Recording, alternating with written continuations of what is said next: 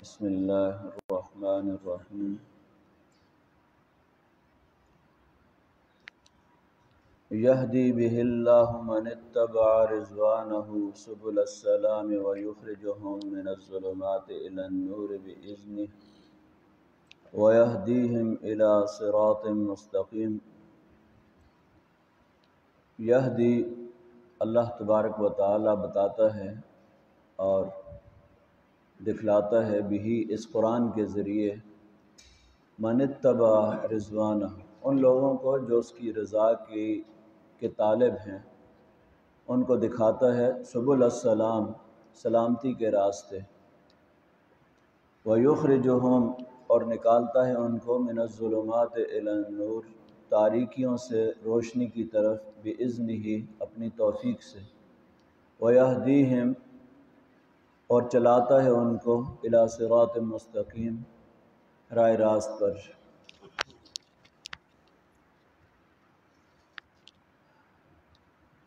قرآن کا ہماری زندگی میں مقام اور مرتبہ کیا ہے، اس آیت کریمہ سے معلوم ہوتا ہے کہ جو لوگ اللہ تبارک و تعالیٰ کی رضا کے حقیقی طالب ہیں، اللہ کی رضا حاصل کرنا چاہتے ہیں، من اتبع رضوانہ، جو اس کی رضا چاہتے ہیں، تو ظاہر ہے کہ ایک مسلمان کے پیش نظر ہر وقت اللہ تعالیٰ کی رضا ہی ہوتی ہے کہ اس کا رب اس سے راضی ہو جائے، اللہ کی خوشنودی ہوتی ہے، اس کی رضا ہوتی ہے۔ تو جو آدمی بھی اللہ تعالیٰ کی رضا کا طالب ہے، خوشنودی چاہتا ہے، تو اللہ تعالیٰ اس کے لیے سبل السلام، سلامتی کے راستے ان کو دکھاتا ہے، سلامتی کے راستے۔ اسلام پر چلنے کا جو راستہ ہے، اس کو سلامتی کے راستوں سے تعبیر کیا گیا ہے، اور چونکہ ظاہر ہے کہ اس کے خیر کے بہت سے راستے ہیں، یہ نماز بھی ہے، روزہ بھی ہے، زکوٰۃ بھی، اللہ کے راستے میں خرچ کرنا بھی ہے، جہاد بھی ہے، اللہ تعالیٰ کے دین کے لیے جد و جہد ہے، اس کے غلبے کے لیے جتنی جد و جہد ہے، یہ ساری کی ساری جو ہے سبل السلام، یہ سلامتی کے راستے ہیں، اور یہ سارے کے سارے راستے دارالسلام کی طرف لے جاتے ہیں۔ دارالسلام جنت کے ناموں میں سے ایک نام ہے، اللہ تعالیٰ نے جنت کے ناموں میں سے ایک نام رکھا ہے دارالسلام، سلامتی کا گھر۔ تو سلامتی کے گھر کی طرف جانے والے سارے راستے جو ہیں سبل السلام ہیں۔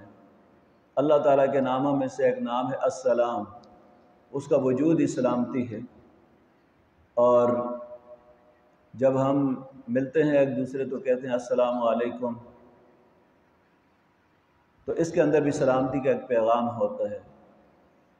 تو اس سے سلامتی کا مفہوم اور اس کی اہمیت ہمارے سامنے واضح ہوتی ہے کہ اسلام کے اندر سراسر سلامتی ہے۔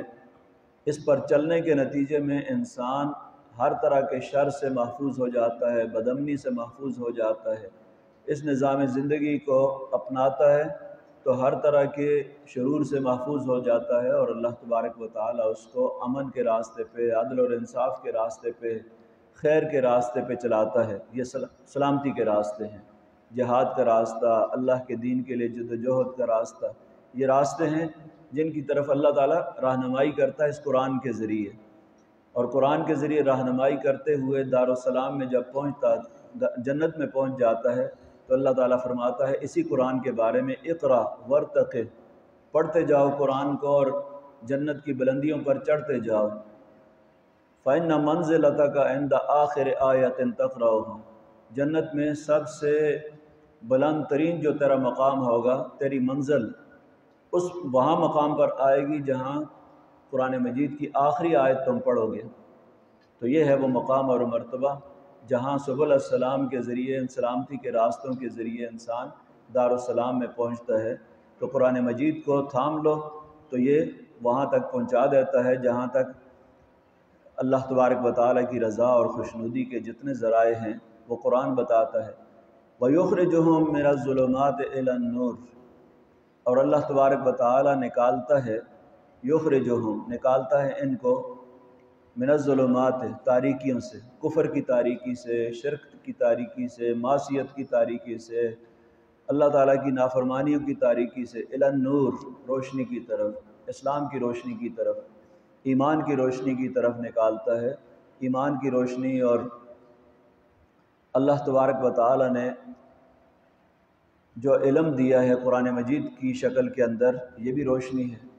اس کو پکڑ لو گے، اس کی روشنی کے اندر چلتے رہو گے تو کسی گڑھے کے اندر نہیں گرو گے، یہ بچائے گا گڑھوں کے اندر گرنے سے، اور صاف صاف راستہ بتاتا ہے بِإِذْنِهِ، اللہ تعالیٰ کی توفیق کے ساتھ۔ تو یہ ہدایت خاص ہے۔ پہلی ہدایت عام ہے کہ اللہ تعالیٰ راستے دکھاتا ہے، لیکن یہ راستے دکھانے کا کام اور راستوں پر چلانے کا کام ان لوگوں کے لیے ہے من اتبع رضوانہ، جو اللہ تعالیٰ کی رضا کے متلاشی ہیں، جو بے نیازی اختیار کرتے ہیں، جو ضرورت ہی نہیں محسوس کرتے، تو اللہ تعالیٰ زبردستی کسی کو راہ راست پہ نہ دکھاتا ہے اور نہ راہ راست چلاتا ہے۔ گو کہ راہ راست دکھانے کے لیے تو انبیاء آئے ہیں، سب کوئی دکھاتا ہے، لیکن چلاتا صرف انہی لوگوں کو ہے جو چلنا چاہتے ہیں۔ جو چلنا نہیں چاہتا، بے نیازی اختیار کرتا ہے، تو اس کو اللہ تبارک و تعالیٰ چلاتا بھی نہیں ہے۔ یخرجہم من الظلمات الی النور بإذنہ ویہدیہم الی صراط مستقیم، یہ ہے ہدایت خاص کہ جن کو اللہ تعالیٰ پکڑ کر صراط مستقیم پر چلاتا ہے، جس کی دعا ہم ہر نماز کے اندر کرتے ہیں، اہدنا الصراط المستقیم، اے اللہ ہمیں راہ راست پر چلا بھی، ہم ایک قدم بھی آگے نہیں چل سکتے تیری توفیق کے بغیر۔ اللہم لا تکلنا الی انفسنا طرفۃ عین، اے اللہ ہمیں آنکھ کے جھپکنے کے برابر بھی ہمارے نفس کے سپرد نہ کر دینا، ہم تو ایک قدم بھی اس راستے پہ آگے نہیں چل سکتے تیری توفیق کے بغیر اور تیری مدد کے بغیر۔ تو یہدیہم، اللہ تعالیٰ چلاتا ہے الی صراط مستقیم، سیدھے راستے پر۔ لقد کفر الذین قالوا ان اللہ هو المسیح ابن مریم، اب یہاں عیسائیوں کے اس عقیدے کی تردید ہے جس کی وجہ سے وہ شرک کا شکار ہوئے، کفر کا شکار ہوئے۔ لقد کفر الذین، یقیناً کافر ہو گئے وہ لوگ، الذین، وہ لوگ، قالوا، جنہوں نے کہا، ان اللہ هو المسیح ابن مریم، بے شک اللہ ہی مسیح ابن مریم ہے، اللہ تعالیٰ ہی مسیح ابن مریم ہے۔ قل، کہہ دیجئے، فمن یملک، کون اختیار رکھتا ہے، من اللہ کے مقابلے میں، شیئا، کچھ بھی، اللہ کے مقابلے میں کون ہے جو ذرہ برابر اختیار رکھتا ہو، ان ارادہ، اگر اللہ تعالیٰ چاہے وہ ارادہ کر لے، ان یہلک المسیح، کہ وہ ہلاک کر دے مسیح کو، مسیح ابن مریم کو، عیسیٰ ابن مریم کو، وامہ، اور ان کی ماں کو، ومن فی الارض جمیعا، اور ساری کی ساری اس مخلوق کو جو روئے زمین میں ہے، وَلِلَّهِ مُلْكُ السَّمَاوَاتِ وَالْأَرْضِ، اللہ ہی کے لیے ہے بادشاہت آسمانوں کی بھی اور زمین کی بھی، وَمَا بَيْنَهُمَا، اور جو کچھ ان کے درمیان ہے، يَخْلُقُ مَا يَشَاءُ، پیدا کرتا ہے جو چاہتا ہے، وَاللَّهُ عَلَى كُلِّ شَيْءٍ قَدِيرٌ، اللہ تعالیٰ ہر چیز پر قدرت رکھنے والا ہے۔ تو یہاں عیسائیوں کے اس عقیدے کا ذکر کیا، ان اللہ المسیح مریم، کہ عیسیٰ علیہ السلام ہی خدا ہیں، اور عیسیٰ علیہ السلام کے بارے میں عیسائیوں کے جو عقائد ہیں ان میں سے سب سے بڑا کفری عقیدہ، شرک کا عقیدہ، کہ دراصل عیسیٰ علیہ السلام خدا ہی تھے، اور جسمانی شکل کے اندر اللہ تبارک و تعالیٰ عیسیٰ کی شکل کے اندر اس دنیا کے اندر نمودار ہوئے۔ یہ عیسائیوں کے تین بڑے گروہ، تین بڑے جو فرقے ہیں، ان میں سے ایک ابن اللہ کا عقیدہ کہ اللہ تعالیٰ کے بیٹے ہیں، اور ایک کا عقیدہ یہ ہے کہ ان کی ماں حضرت مریم علیہ السلام اور عیسیٰ علیہ السلام اور خدا، اقانیم ثلاثہ اس کو کہا جاتا ہے، تین مل کر خدا بنتے ہیں۔ یہ تین بڑے فرقے ان کے، ایک یعقوبیہ، ایک نستوریہ، ایک ملکانیہ اور یا ملکیہ یا ملکانیہ، ایک کا نام جو ہے، یہ تین بڑے گروہ جو ہیں جن میں سے ہر فرقہ دوسرے کو کافر قرار دیتا ہے اور دوسرے کو عیسائی نہیں سمجھتے وہ، یہ تین بڑے گروہ ہیں، ویسے تو ان کے سینکڑوں گروہ ہو چکے ہیں۔ تو اللہ تعالیٰ نے ایک اس فرقے کا ذکر کیا، ان اللہ المسیح ابن مریم، کہ اللہ تعالیٰ ہی مسیح ابن مریم ہے۔ جس طرح بعض روافظ اور اہل تشیع کے اندر غالی فرقے جو ہیں حضرت علی کو خدا قرار دیتے ہیں، علوی فرقہ، نصیری فرقہ ان میں سے ایک جو ہے، حضرت علی رضی اللہ عنہ کو خدا قرار دیتے ہیں، الوہیت کے قائل ہیں، اور یہ سمجھتے ہیں کہ خدا حضرت علی کی شکل میں دنیا کے اندر آیا ہے، اور آغا خانیوں کے اندر بھی ایک فرقہ اس طرح کا بلکہ موجود ہیں جو ان کو خدا قرار دیتے ہیں، اوتار قرار دیتے ہیں۔ ہندو بھی جو ہے وہ اپنے جو خدا ہیں ان کو، کرشنا وغیرہ، ان کو اوتار خدا کا قرار دیتے ہیں کہ ہیں تو یہ اصل میں خدا ہیں لیکن انسانی شکل کے اندر یہ آئے ہیں۔ تو اس طرح عیسائیوں کا یہی عقیدہ تھا۔ بلکہ بعض نعتیہ کلاموں کے اندر بھی اس حد تک شرک کیا جاتا ہے کہ خدا جو عرش پہ تھا خدا وہی اتر کر محمد کی شکل میں آیا، مدینہ کے اندر اس کا ظہور ہوا۔ تو یہ بھی شرکیہ کلام ہے کہ عرش میں جو خدا کی شکل میں تھا وہ مدینہ میں خدا محمد کی شکل کے اندر اس کا ظہور ہوا۔ یہ بھی اسی طرح کا شرکیہ عقیدہ ہے جو نعتیہ کلاموں کے اندر ہمارے ہاں بعض اوقات ہم سنتے ہیں۔ لَقَدْ كَفَرَ الَّذِينَ قَالُوا، تو کفر کیا ان لوگوں نے جنہوں نے کہا کہ ان اللہ هو المسیح ابن مریم، بے شک اللہ تعالیٰ ہی مسیح ابن مریم ہے، اللہ تعالیٰ ہی مسیح ابن مریم ہے۔ کا معنی یہ ہوا کہ اللہ تعالیٰ ہی انسانی شکل کے اندر، مسیح کی شکل کے اندر دنیا کے اندر آیا ہے۔ اب اس عقیدے کی تردید میں اللہ تعالیٰ نے اپنی قدرت کاملہ کا ذکر کیا کہ اللہ کے علاوہ باقی ساری مخلوق ہے۔ قُلْ فَمَن يَمْلِكُ، کون ہے جو اختیار رکھتا ہے کائنات کے اندر، اس کی مخلوق میں سے کون ہے جو اختیار رکھتا ہو، من اللہ، اللہ کے مقابلے میں، شیئاً، ذرہ برابر بھی۔ اللہ کے مقابلے میں کسی کا کوئی اختیار ہی نہیں ہے، ذرہ برابر بھی۔ پہلی بات یہ کی گئی کہ کون ہے کوئی اس ہستی میں، خواہ وہ مسیح ہو، اس کی ماں ہو، کوئی بھی ہو، ہے کوئی جو اختیار رکھتا ہو، اس کے پاس ذرہ برابر ہو، اور اختیار کتنا، ذرہ برابر بھی، شیئاً، ذرہ برابر بھی کوئی اختیار ہو۔ مخلوق جب مخلوق ہے تو اس کے پاس اللہ کے مقابلے میں اختیار کیا ہو سکتا ہے؟ اختیار تو خالق کے پاس ہے۔